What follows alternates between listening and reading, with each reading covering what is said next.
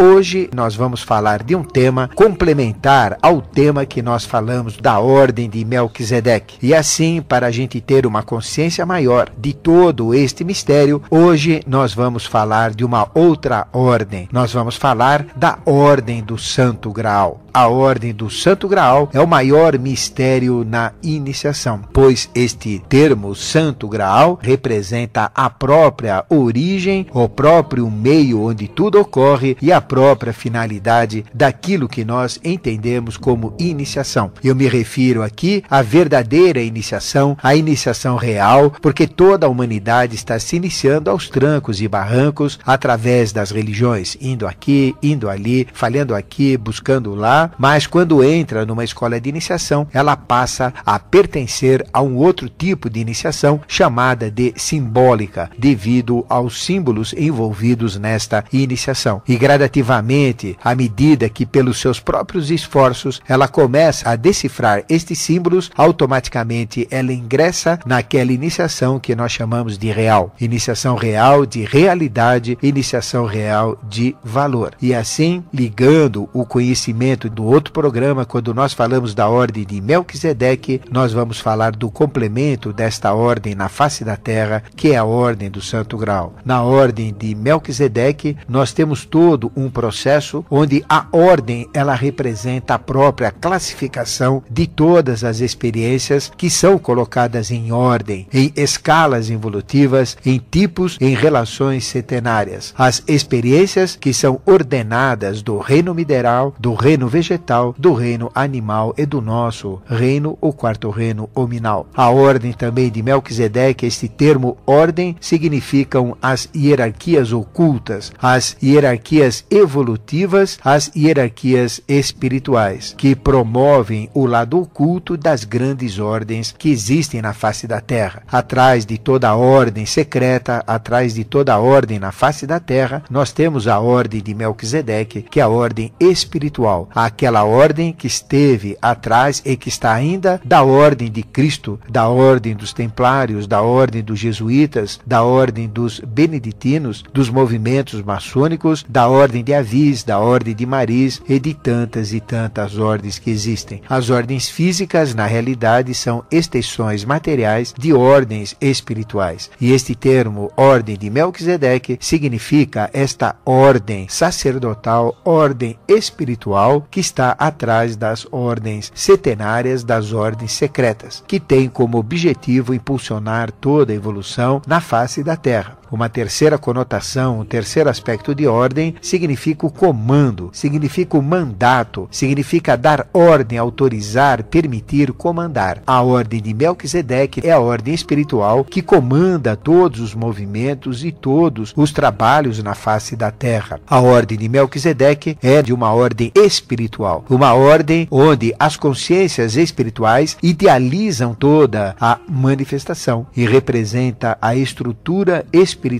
representa as ideias e o comando espiritual de todas as experiências que depois são tocadas a nível terreno, a nível material. Atrás desta ordem de Melquisedeque, nós temos o Gon, que é o governo oculto do mundo. E ele é chamado de governo oculto do mundo porque é a ordem, é o mando de todas as experiências, e quem comanda o Gon, o governo oculto do mundo, é o próprio Melquisedeque. É conhecido também como GFB, a grande fraternidade branca universal, branca de luz, branca de pureza, e a SDM, ou Shuddha Dharma Mandalam, representando todo o poder espiritual que existe atrás dos acontecimentos materiais, na marcha das civilizações e nos acontecimentos em todos os reinos, o mineral, o vegetal, o animal e o hominal. E esta ordem espiritual, que é a ordem de Melquisedeque, ela tem um reflexo através de uma ordem material. É uma ordem que nós chamamos a ordem do Santo Graal. E esta ordem do Santo Graal, ela está envolvida com todos os acontecimentos materiais. A parte espiritual, que é a ordem de Melquisedeque, atua através da ordem do Santo Graal nas atividades materiais, principalmente aquelas relacionadas à evolução do homem, à evolução do ser humano, respeitando sempre o seu livre-arbítrio. Quem pratica a eubiose, quem entra na nossa escola de iniciação, quem cursa começa os graus ou os níveis iniciáticos, porque nós temos 4 níveis. Um primeiro que é um preparatório apenas para dar bases para estes 4 níveis. Lembrando que todo o processo da iniciação é um processo quaternário. O primeiro nível é um nível de trabalho do mental, chamado nível Manu, ou nível 1. O segundo nível é do trabalho do emocional, chamado nível Yama, ou nível 2. O terceiro nível é um trabalho da nossa vontade, é um trabalho de nossas forças interiores que nos impulsionam na própria evolução, que é o trabalho da vontade, é o trabalho de equilíbrio de mente e de emoção, é o trabalho da própria inteligência emocional, que nós chamamos nível Karuna, nível Karma, ou o nível 3. E depois o quarto nível na nossa escola de iniciação é o nível da sabedoria, onde são dadas as revelações, e através das revelações nós começamos a adentrar no conhecimento sagrado. É conhecido como nível Astaroth, que é o deus da sabedoria, ou então como nível 4. E depois disso, passando desses 4 níveis, em cada nível nós temos um comprometimento com a evolução e um ganho consciencial, até que nós terminamos os 4 níveis e entramos então numa iniciação. Aí sim que começa a iniciação, onde cada um de nós é o seu comandante neste processo evolutivo, porque uma iniciação é um processo de formação de livres pensadores. E se nós quisermos, se nós necessitarmos ser livres pensadores, nós temos que nos livrar dos dogmas, dos preconceitos e começarmos a pensar com a nossa cabeça, a nos tornar o nosso verdadeiro mestre. Até o momento da Eucaristia, onde nós encontramos com a nossa realidade, com o nosso mestre interior, que é o nosso próprio espírito, expressão do Rei do Mundo, que é Melquisedeque. E assim, quem entra em nosso colégio de iniciação, faz os 4 níveis, os 4 graus, ele começa a pertencer a esta sagrada ordem, conhecida como a Ordem do Santo Grau. Uma ordem poderosa, ligada aos mistérios da própria vida, aos acontecimentos do passado, do ciclo presente e do futuro. Uma ordem que tem como escopo, como objetivo, criar toda uma ambiência para a manifestação do sagrado. E esta ordem, que nós chamamos Ordem do Santo Graal, é reflexo, como imagem de espelho, da Ordem de Melquisedeque. E a Ordem de Melquisedeque, que é o Rei do Mundo, que ele se manifesta de uma forma trina, porque Melquisedeque é uno em essência e trino em manifestação. Ele é trino em manifestação através das 3 potestades, dos 3 senhores da evolução, que são Atlasbel, ligada a um 4º princípio, Arabel, ligada a um 5º princípio, e Aquibel, ligada a um 6º princípio. Automaticamente são 3 senhores da evolução, que correspondem ao 4º, 5º e 6º senhores. Estas 3 expressões de Melquisedeque formam o núcleo central, a trindade central, que comanda toda a evolução na face da Terra. Envolvendo esta trindade na manifestação, como 4º, 5º e 6º planetário, nós temos então uma circunferência que deixa dentro deste círculo esta trindade. Esta é a primeira circunferência, o primeiro nível, onde nós temos os 7 aspectos expressos dos 7 autogerados, conhecido como 7 arcanjos maiores da evolução, os 7 Dhyanis, os 7 mestres ascensionados, os 7 raios da evolução. O nome não interessa. O que interessa é a consciência. Da mesma maneira que nós temos os 7 planetas sagrados, ou seja, Sol, que é o central, que é o comando, depois Mercúrio, Vênus, Terra ou Marte, que Terra e Marte têm o mesmo significado, Júpiter, Saturno, formando então todo esse processo, e mais a Lua, que é considerado também planeta. O Sol é estrela, a Lua é planeta, mas são, dentro do ocultismo, chamados de planetários, porque são os corpos físicos de consciências que nós chamamos planetárias. E assim, no primeiro nível deste governo oculto do mundo, desta ordem de Melquisedeque espiritual, nós temos então no centro a trindade, formada pelos 3 aspectos, pelos 3 senhores da evolução, o 4º, o 5º e o 6º senhores, e temos envolvendo esta trindade, este aspecto trino de Deus, o primeiro nível, o primeiro círculo, onde nós temos as 7 consciências, que são os 7 planetários. E através desses 7 planetários, destas 7 consciências, é que são impressas, é que acontecem todos os ciclos evolutivos e todo o processo evolutivo na face da Terra. Assim, nós temos ligado ao valor de 111 o primeiro planetário que trabalha o mineral. Ligado a um valor evolutivo 222, temos um segundo planetário que trabalha o vegetal. Ligado ao valor numérico 333, o terceiro planetário que trabalha o animal. Ligado ao hominal, o 4º planetário com valor 444. O 5º planetário planetário, que é o 555, trabalha o reino angélico. O sexto planetário, que é o 666, 666, trabalha o reino dos semideuses. E o sétimo planetário, o 777, com valor de 777, trabalha o reino dos deuses. Assim, cada uma destas consciências do primeiro nível, da primeira circunferência, trabalham então estes valores numéricos e estes reinos evolutivos. Envolvendo este primeiro nível, esta primeira circunferência, nós temos uma segunda circunferência, que corresponde ao valor 49. Envolvendo a segunda, temos uma terceira, que corresponde a 343. Envolvendo a terceira, temos a quarta, que corresponde a 2401. Cada vez a gente vai aumentando a nossa consciência em valores setenários. E depois temos a sexta e temos a sétima. São 7 circunferências concêntricas e no centro nós temos a figura de Melquisedeque. Isto forma uma espécie de uma mola que impulsiona toda a evolução e uma espécie também de espiral, a espiral sagrada, que expira e que inspira todo o processo da evolução. E à medida que a gente trabalha a nossa consciência, à medida que a gente entra numa escola de iniciação, à medida que a gente faz os graus, a gente começa a ter contato com estas hierarquias, cada um dentro do seu grau de consciência. E existem 7 linhas da evolução, 7 tônicas evolutivas, 7 raios, 7 conhecimentos, 7 perfumes. E existe todo um processo setenário de acordo com essa estrutura setenária do próprio GOM, do próprio governo oculto do mundo. E a ordem do Santo Graal é uma expressão externa desta ordem interna. E quando a gente fala de Graal, automaticamente a gente já se relaciona com o Mestre Jesus. E vale lembrar que todo o simbolismo do Graal foi encorpado, teve o seu sucesso, teve a sua distribuição de conhecimento pelo mundo, graças ao acontecimento do Mestre Jesus. Porque naquela sexta-feira, quando ele estava na casa de Simão, quando aconteceu a última ceia, nós tínhamos um centurião, que era um dos discípulos ocultos de Jesus na forma de centurião, que era José de Arimateia. Jesus, na realidade, tinha 14 discípulos, 12 que a gente já conhece pela tradição religiosa, mas ele tinha mais 2 que se incumbiam e que tratavam de aspectos mais ocultos, mais herméticos e que se infiltravam do lado daqueles que queriam destruir ou do lado daqueles que estavam contrários à evolução, das hierarquias do mal, das hierarquias evolutivas. É o caso de José de Arimateia e de Nicodemos. Este centurião, na Santa Ceia, quando Jesus constituiu a Eucaristia, quando ele usou uma taça e naquela taça ele fez a consagração do vinho e partiu o pão sobre o cálice, José de Arimateia ficou observando aquele cálice.